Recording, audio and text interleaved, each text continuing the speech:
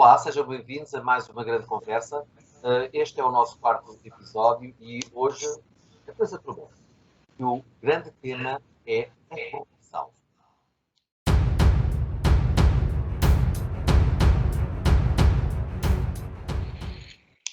Vamos começar por falar entre nós para conhecer quais são os temas da atualidade.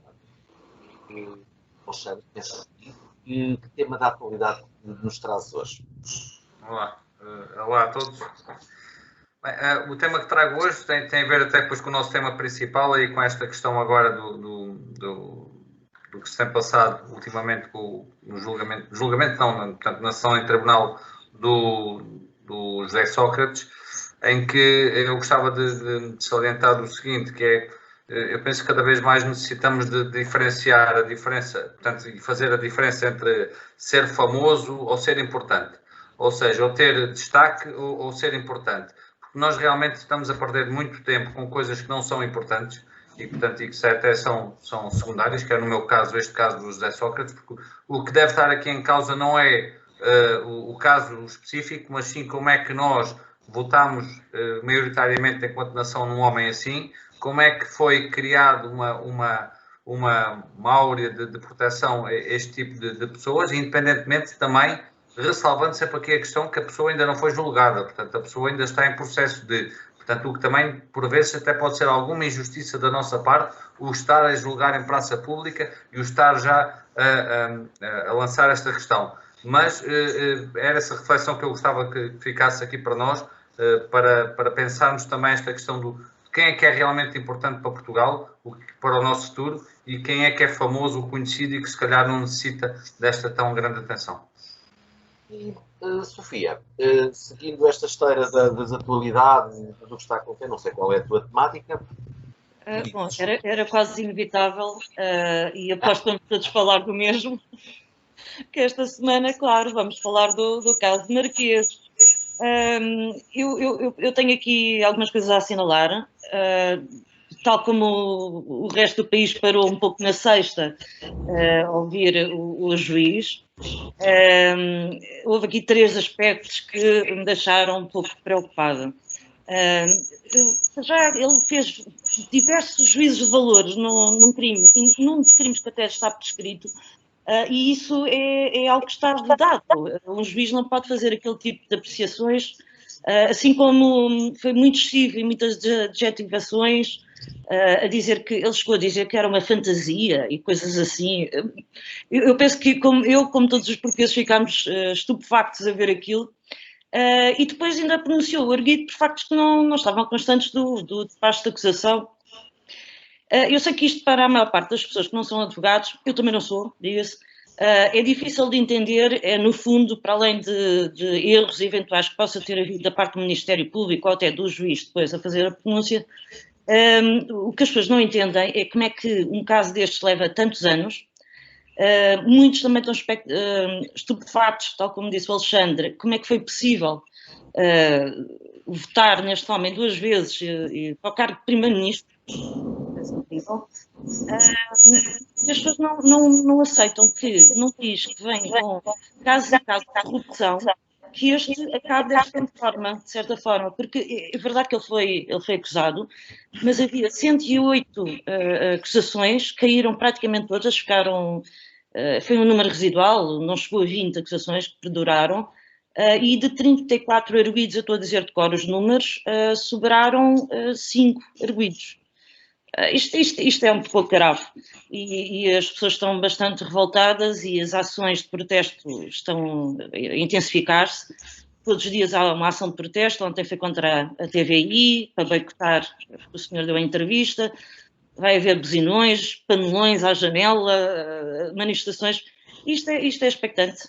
É o meu assunto da atualidade. Mas, Sofia, é que é mesmo essa a questão, é que é o estado da justiça, porque isto não importa aqui o caso concreto, porque quantos Sócrates existirão em Portugal que nós nem sabemos que se calhar até fizeram crimes horripilantes e que a justiça não está a funcionar.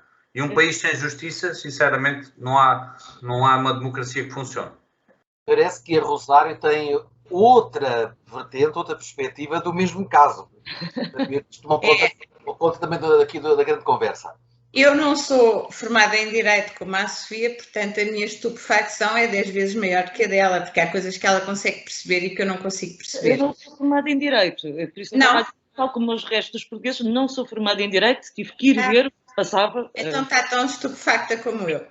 Bem, então o que se passou comigo foi, eu ontem cheguei a casa de um jantar por volta das 9 horas, eu moro ali ao pé do Campo Pequeno, e quando cheguei havia uma algazarra na rua, uma coisa insuportável. Claro que eu nunca mais me lembrei que havia a entrevista do José Sócrates e pensei que havia tourada no Campo Pequeno e que as pessoas estavam-se a manifestar à porta do Campo Pequeno. Mas olhei, não vi ninguém, não via ninguém na rua, havia um barulho descomunal. Quando cheguei a casa lá me explicaram que as pessoas estavam-se a manifestar contra a entrevista na TVI. Pois é, mas hoje de manhã tive a curiosidade de ver qual foi a audiência que a TVI teve ontem. E a TVI teve 2 milhões de portugueses, que é basicamente 20% da população portuguesa, teve a assistir à entrevista do José Sócrates. Portanto, nós de facto estamos todos muito indignados, mas acabamos por estar a dar palco a uma pessoa que não devia ter palco absolutamente nenhum. E a conclusão que eu tiro é que a TVI fez uma aposta correta porque conseguiu uma audiência que só se atinge, estes números só se atingem no futebol. E segunda conclusão, e essa é mais triste, é que os portugueses não aprendem. Por um lado criticam decisões que são no mínimo polémicas, mas por outro alimentam uma vergonha nacional e quando têm a oportunidade de mostrar a sua indignação recusando-se a ouvir mentiras, não resistem ao voyeurismo e acabam por contribuir para um jogo baixo que nos envergonha a todos. Eu, sinceramente, fiquei estupefacta quando percebi que 20% da população portuguesa tinha estado a assistir àquele espetáculo ontem, que eu não vi ontem, mas que hoje de manhã fui ver um bocadinho porque vinha falar convosco, porque se não viesse falar convosco nem sequer tinha visto. E de facto é que, pronto, nós também não ajudamos, não é? Mas nós também não ajudamos. Em contraponto ao que acaba de dizer, Rosário, porque estar em casa e ver, e essa audiência, bom, eu também não, gostava de que me explicasse como é que chegam a esses números. Foram para a casa de todas dos 2 milhões de pessoas? Tem 2 milhões de aparelhos nas casas das pessoas? Não, tem. A Marketest tem formas de fazer essa contabilização. Não é por isso, é porque eles conseguem ver, através dos canais de televisão, conseguem medir quantas televisões é que estão ligadas para aquele canal àquela hora. Portanto, estas audiências são reais. Não contabilizam, se calhar, é o tempo de permanência, mas isso são outras coisas. Mas deixa-me aqui trazer mais uma informação interessante, porque há aquela famosa petição que é afastamento do juiz Ivo Rosa de toda a magistratura, que foi imediatamente posta a circular na sexta-feira, logo no mesmo dia da leitura da pronúncia deste senhor, e que até hoje já conseguiu juntar 192 mil pessoas, 192.451 pessoas. Eu não tenho conhecimento, também não faço disto a minha vida profissional a perceber o que é que se anda a passar ao nível de petições, mas não tenho conhecimento do número destes em petições. Independentemente do que critiquem a petição porque não tem resultado prático, ou isto ou aquilo, é indiferente. Demonstra bem aquilo que as pessoas estão indignadas. Ontem, inclusivamente, à entrada da TVI, havia pessoas à porta que, inclusivamente, choveram ovos, mais não sei o quê, insultos, aqueles insultos bem coloquiais que nós todos conhecemos, enfim. As pessoas também, obviamente, querem ainda ter mais a certeza. Não me choca as pessoas terem esse, sinceramente.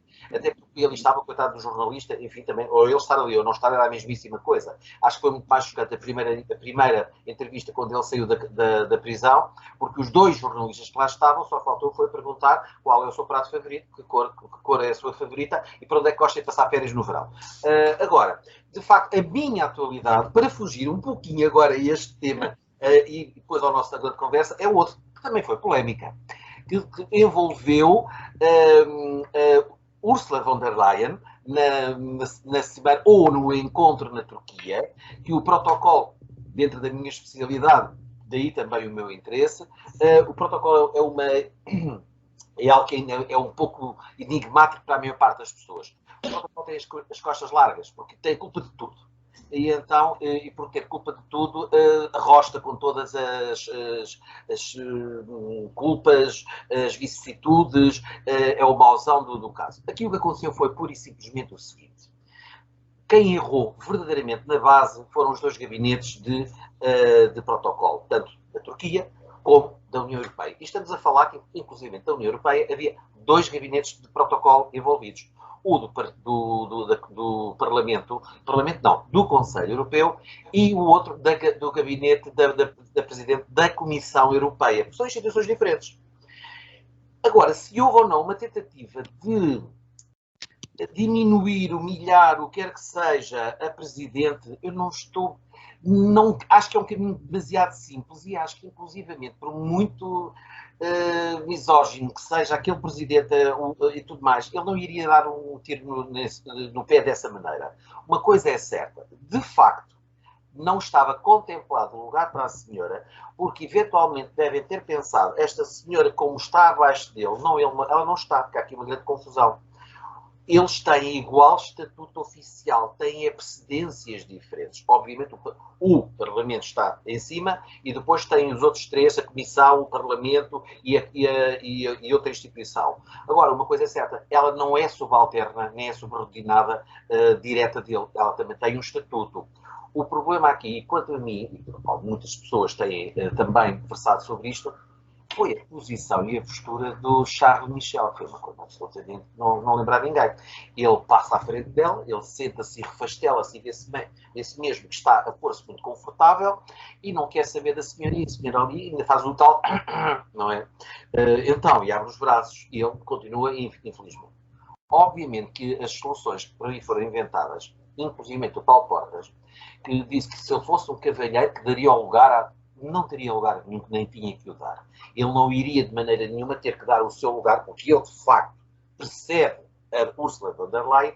É sim o que ele poderia ter feito. E sairia a imagem da União Europeia muito mais reforçada naquilo que foi uma polémica, que saiu a imagem da União Europeia muito diminuída pela falta de diálogo entre essas duas instituições e, se calhar, entre os dois próprios presidentes. Era ele ter também tomado lugar, mantendo as precedências no tal sofá e deixando o lugar da vergonha sozinho. Essa sim devia ter sido a solução. Mas, muito bem, terminamos a nossa atualidade e vamos agora então para o grande tema que, conforme nós decidimos em todos os programas, para todos os episódios, é a questão, ou seja, vamos continuar com os temas da atualidade, principalmente aqueles que os três trouxeram. Vamos começar por ti, Sofia. A corrupção. Ora bem, isto foi uma semana que foi encomendado, não é? Foi encomendado, foram tantas. Eu, por acaso, já tinha até tido uma série de coisas para dizer, mas como hoje, de manhã, assisti a mais um acto translocado de governação que geralmente costuma descambar em corrupção, e já passo a explicar, vou-vos apresentar isto. Então, hoje de manhã, soubemos pelo Primeiro-Ministro que adjudicaram para Lisboa, consignaram no investimento de 210 milhões de euros, a ligação do metro do Rato ao Cais do Sodré. Eu primeiro queria relembrar que neste ano de pandemia que nós tivemos que tirar os transportes e o metro havia menos estações, carruagens a funcionar, mesmo havendo muito menos utentes do metro, as carruagens estavam sempre alinhadas numa altura de pandemia. Estamos um ano disto e não foi resolvida a questão. No entanto, a preparar as autárquicas, é óbvio, lançam uma adjudicação de uma obra destas, de 210 milhões, tanto ratos, tanto uma linha circular, que isso é grande coisa, em vez de prolongarem um metro para fora de Lisboa, para várias linhas suficientes, estão a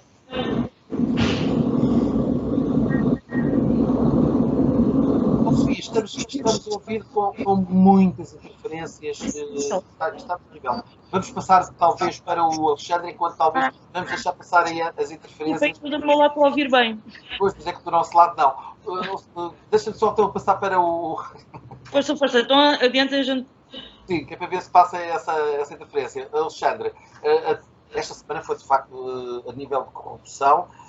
Não é que Portugal e a corrupção tenha que ver só com José Sócrates, mas acho extraordinário é quando em Portugal a nossa imagem perante até a União Europeia temos uma imagem muito má relativamente ao cumprimento, à falta de cumprimento das regras e das várias situações que nós deveríamos e decisões para a luta contra a corrupção. A Ministra da Justiça diz que nós temos uma excelente imagem junto da União Europeia. Bom, posto isto tudo, nós estamos a viver num país das fantasias. Que me parece.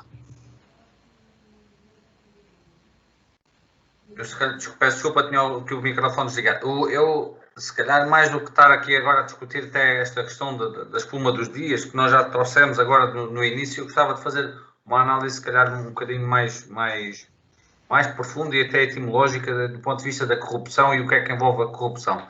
Portanto, a corrupção do ponto de vista jurídico, portanto, envolve sempre Portanto, envolve sempre um conjunto de critérios, mas também não é por aí que eu quero ir, é por outra questão que é, geralmente, quando se entra em corrupção, é na atribuição ou na aquisição de privilégios ilegítimos e que não são, portanto, e que não são legais. Primeiro, antes de mais, a própria palavra privilégio, que é nós termos uma vantagem além dos comuns, já é algo que me deixa um pouco, desconfortável. E estamos sempre aqui a discutir a questão da lei, a questão Só que isto não é pela lei que se resolve.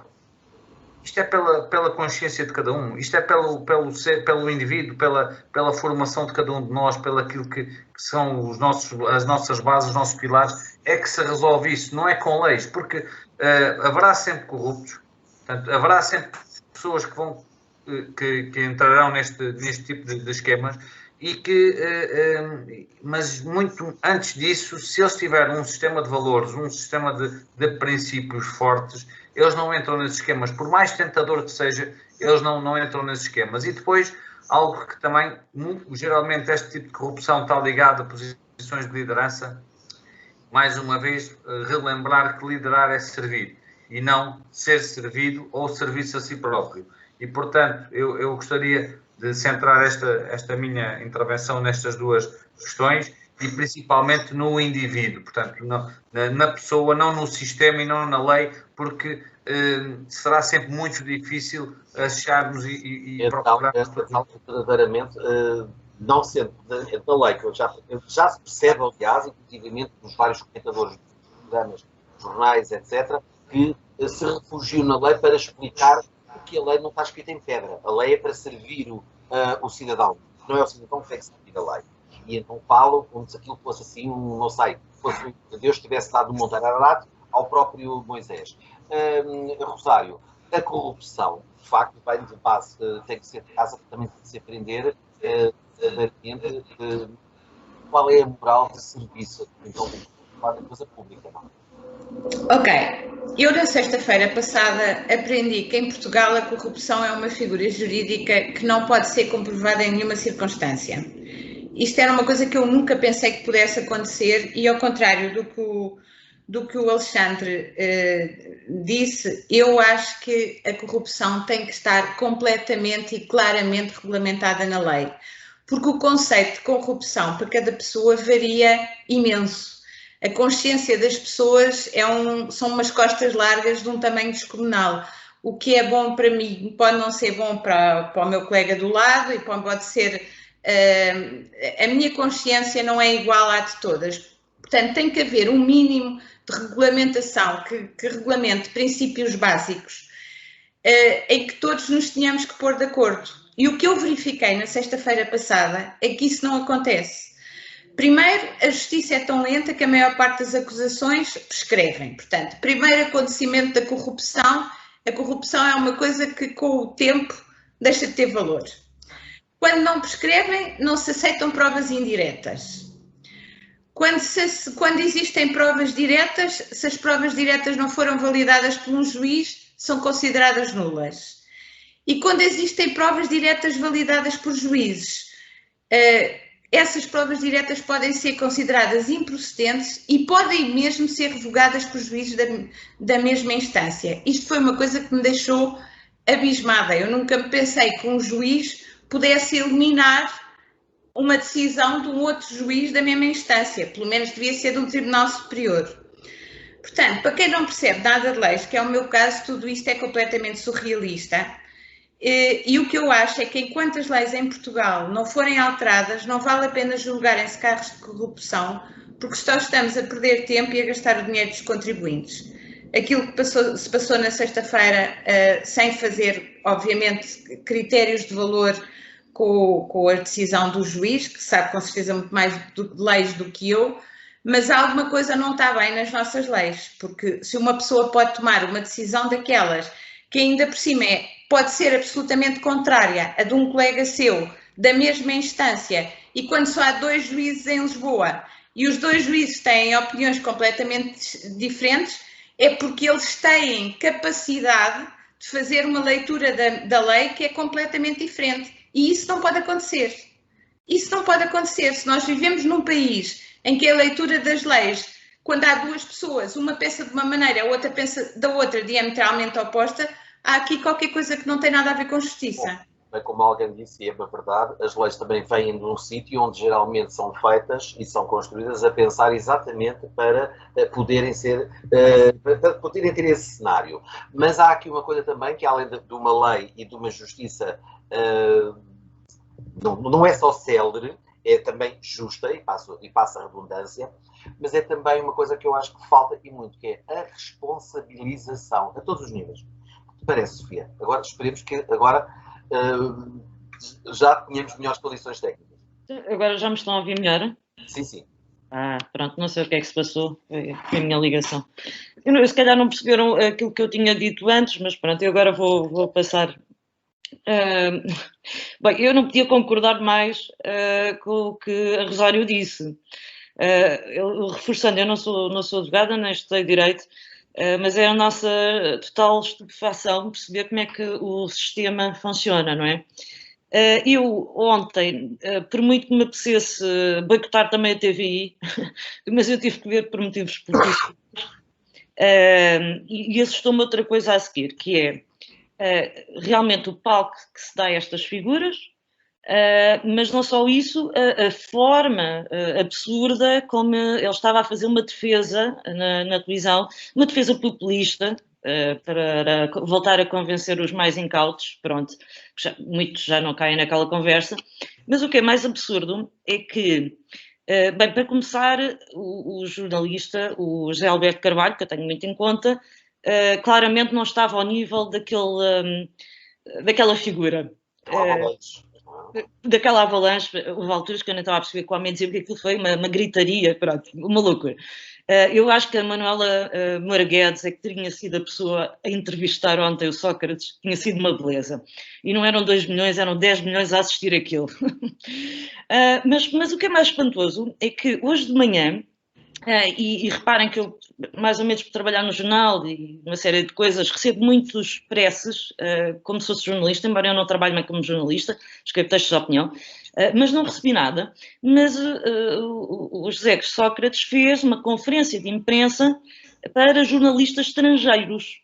Decorreu esta manhã. Sabiam disto? Eu também só percebi, por acaso, porque vejo uma jornalista estrangeira, até que trabalha por uma agência muito poderosa na Europa, portanto isto vai ser disparado aí nos jornais, que colocou no Twitter uma fotografia da conferência.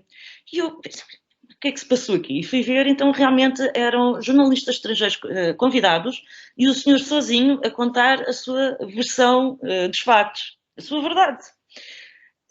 O que é que isto vai acontecer é que amanhã, ou mais tarde, já não fui verificar se já estava online, mas amanhã com certeza vão aparecer notícias sobre José Sócrates na imprensa estrangeira. Pronto, começa a narrativa outra vez. O senhor também, ou era hoje ou amanhã, que vai lançar o seu livro.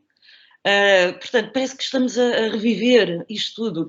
E eu pergunto-me, será que quando é que nós paramos para aprender? Para aprender que não podemos continuar nesse sistema.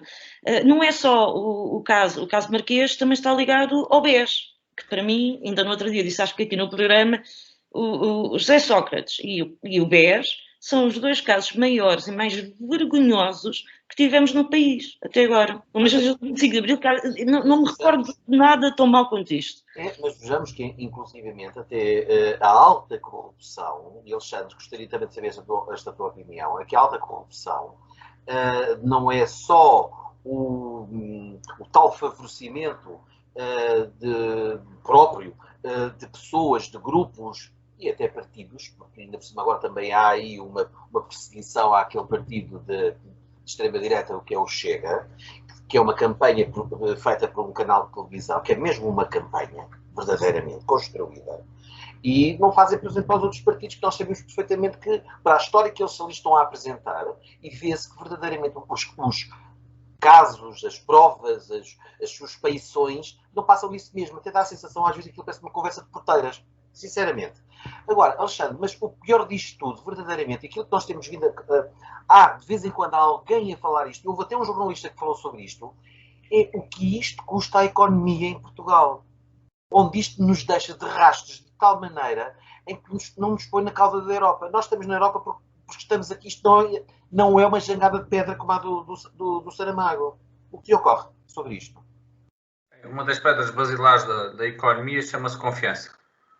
Portanto, e nós temos aqui dois ataques graves a esta confiança. Uma, que é o sistema jurídico que não funciona. Portanto, e para teres confiança no mercado, tu tens de ter um sistema jurídico que seja rápido, que seja eficaz, que esteja ao dispor da economia, dos cidadãos, portanto, que faça funcionar aquilo que se chama um Estado de Direito, porque ainda somos um Estado de Direito democrático. E a outra questão é mesmo a questão também da confiança nas pessoas. Portanto, ou seja, tu tens aqui duas pedras basilares que estão a ser atacadas e que certamente terão impacto a nível económico, a nível da confiança, principalmente até do investimento internacional em Portugal, e não só, também a confiança dos portugueses quando vamos lá para fora, porque isto também nos afeta do ponto de vista, isto é como também se nós estivéssemos a exportar um conceito, e ainda por cima agora com esta conferência de imprensa ainda estamos a exportar mais, aquilo que pode ser uma narrativa que não nos poderá ajudar.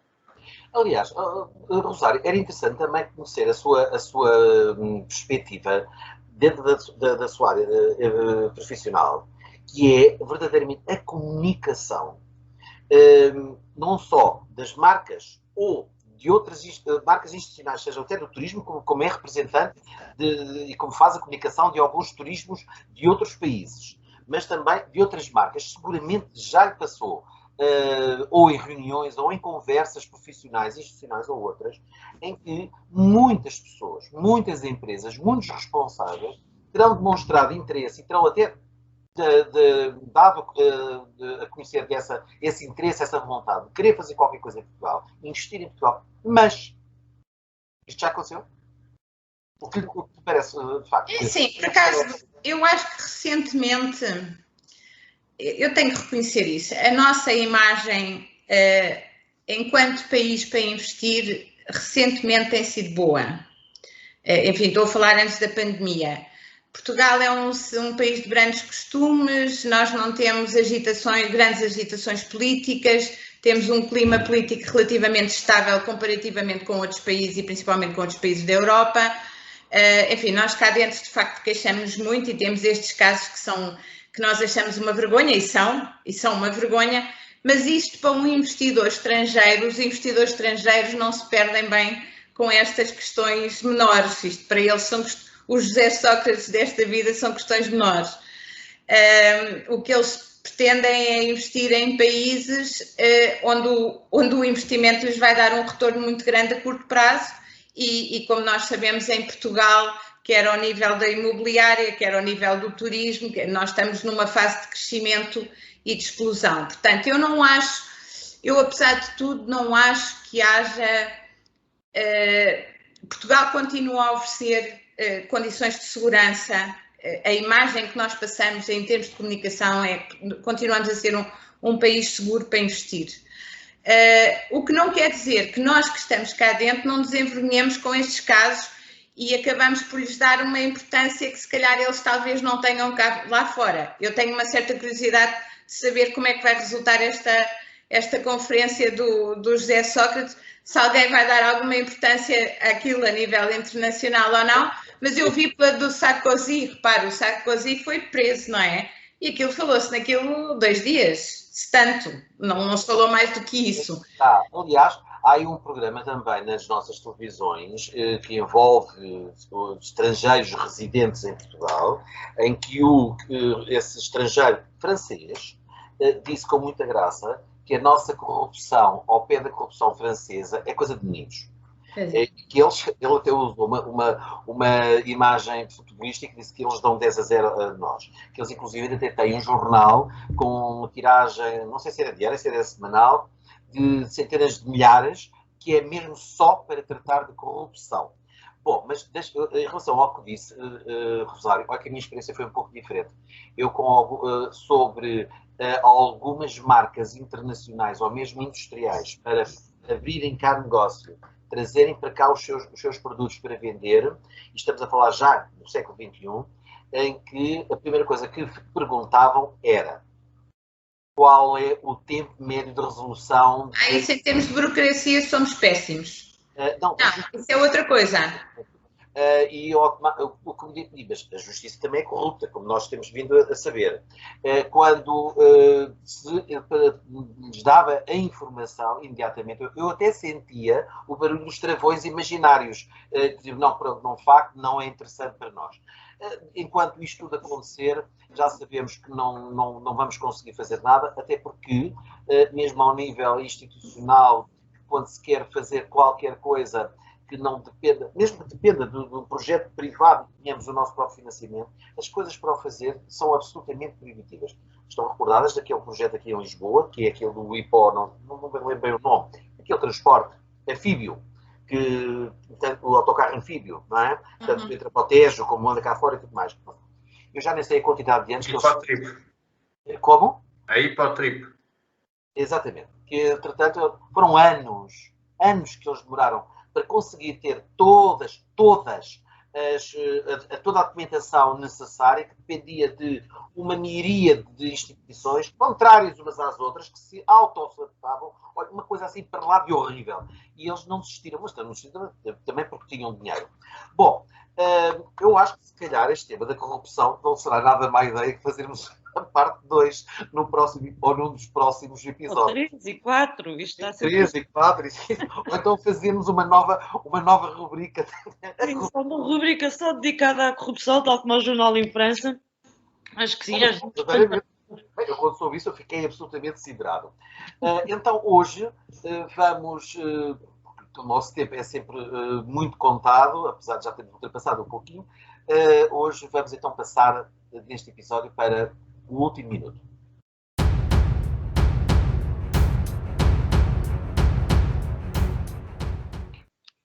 Sofia, hoje é a tua vez, pela primeira vez, fazer-nos o último minuto, é teu, para nos fazeres a tua sugestão.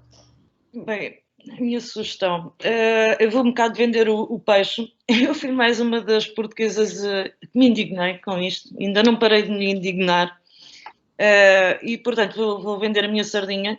Eu fui responsável por criar 2 manifestações em Lisboa e no Porto contra a corrupção, e peço que as pessoas que estejam a assistir a isto se manifestem. Se não for nestas manifestações, tem muitos eventos que vão decorrer nos próximos dias, é só consultarem as redes sociais.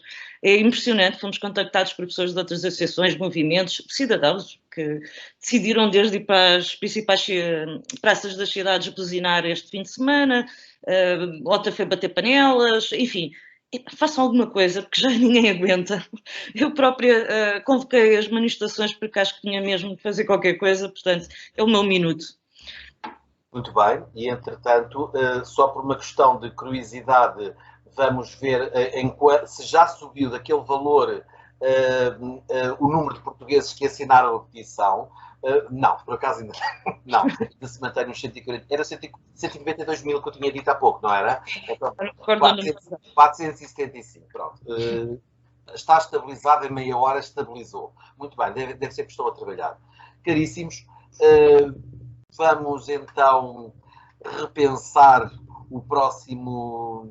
nossa próxima conversa e vamos ter tanto para dizer, porque este país, pelo menos, nunca nos surpreende.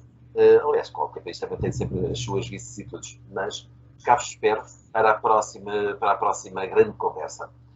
Foi a nossa grande conversa sobre a corrupção, numa semana recheada de assuntos, de pareceres de todos os portugueses. Também foi a nossa responsabilidade hoje.